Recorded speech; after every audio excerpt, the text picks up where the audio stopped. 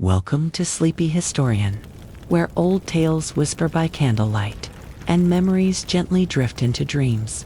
Tonight, let us journey back to a time long asleep in history. The American Revolution did not begin with a massive battle, but rather with a symbolic act, throwing tea into the sea. From the Boston Tea Party, the flame of resistance spread across the 13 colonies, laying the foundation for the greatest struggle for independence in modern history. In the latter half of the 18th century, the British Empire was facing a financial crisis. The costly 7 Years' War had drained the royal coffers.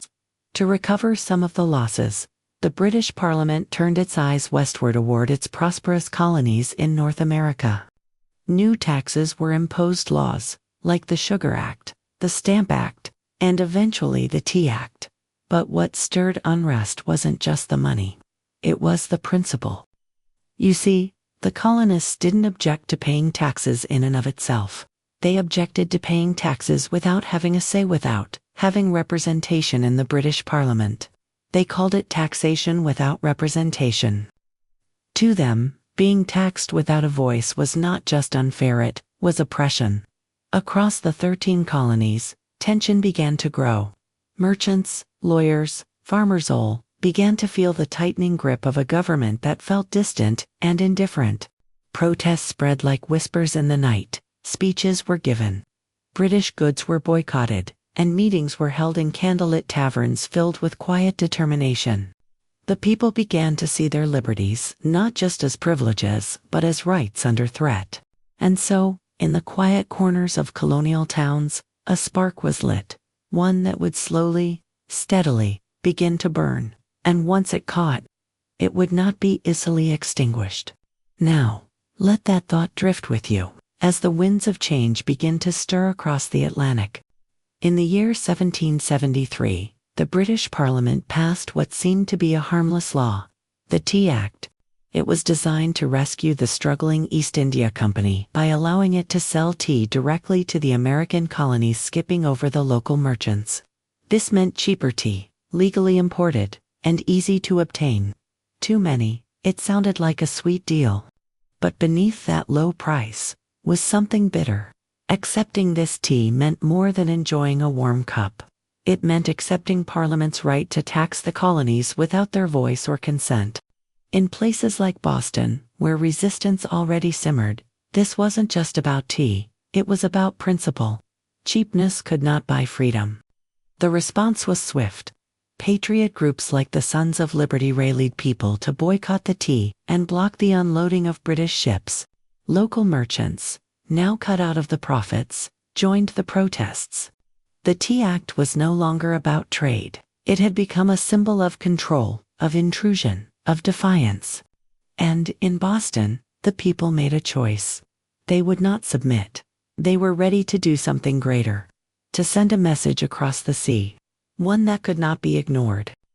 On the cold night of December 16, 1773, under the winter sky above Boston, hundreds of colonists gathered in silence. Most were members of the Sons of Liberty. They dressed as Mohawk Indians, not to deceive, but to declare something deeper, that they had broken ties with British culture, and were ready to defend their land like the natives who came before them.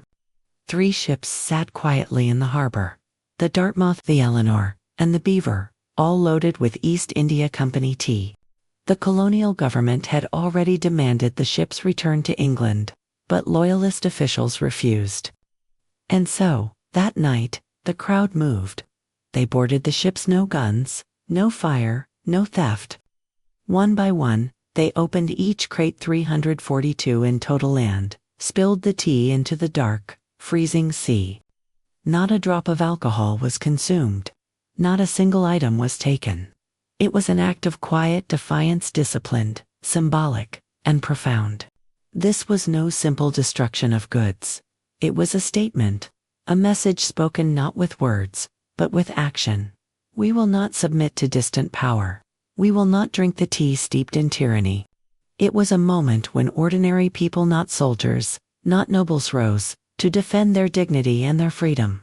And in that hushed winter night, the waves carried the scent of tea far beyond Boston's portal, The way to London.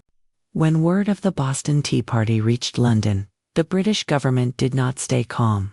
To them, this was no mere destruction of goods, it was an insult to royal authority. King George III and Parliament responded swiftly and severely. They passed a series of punitive laws the colonists would come to call the Intolerable Acts. The first blow came with the Boston Port Act. The entire harbor was closed, sealed off from trade until the cost of the destroyed tea was repaid.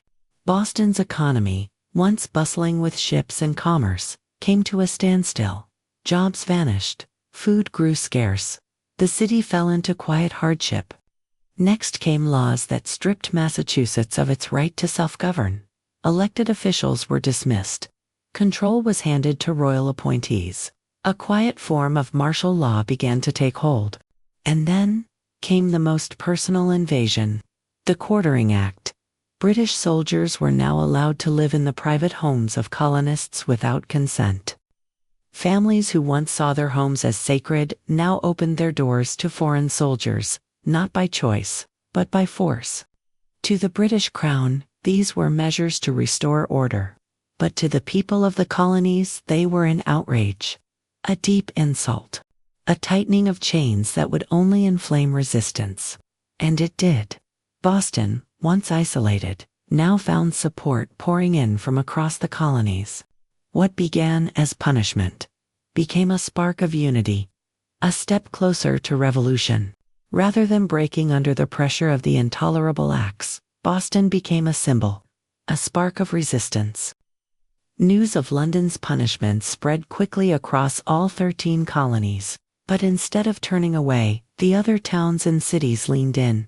They sent supplies, food, and letters of support. For the first time, colonists from north to south began to see themselves not as separate provinces but as one people, sharing a common fate. This growing sense of unity reached its peak in September of 1774, when leaders from 12 of the 13 colonies, Georgia being the only one absent, gathered in Philadelphia for a historic meeting, the First Continental Congress. It was the first time the colonies had come together, formally, to consider a united response to British rule. The air was heavy with tension, but also with purpose. Among those present were names the world would later remember: George Washington, John Adams, Patrick Henry. Debates were fierce. Some urged compromise, others believed armed resistance was inevitable. In the end, they chose a middle ground, strong, but not yet revolutionary. They agreed to petition King George III, asking him to repeal the oppressive laws. At the same time, they called for the colonies to stop trading with Britain altogether. They had not yet declared independence. But something had changed. The people no longer saw themselves as obedient subjects. They were becoming something new, a people aware of their rights, and prepared to defend them. And the storm had only just begun. After the First Continental Congress, tension between the colonies and the British Crown continued to rise. Petitions sent to King George III were rejected. British troops increased their presence, and quietly, the colonies prepared for what no one dared say aloud: war. On the night of April 18, 1775, about 700 British soldiers left Boston under cover of darkness. Their mission: to capture rebel leaders and destroy a cache of weapons in the town of Concord. But their secret mission didn't stay secret for long. Thanks to a network of patriots, including Paul Revere, the alarm spread swiftly through the countryside. The British are coming. At dawn on April 19th, in the small village of Lexington, around 70 colonial militiamen stood waiting. They didn't fire first, but they also didn't run. A shot rang out. No one knows who fired it. But that single sound changed everything. In moments of confusion and fear, 8 American militiamen fell. Several others were wounded.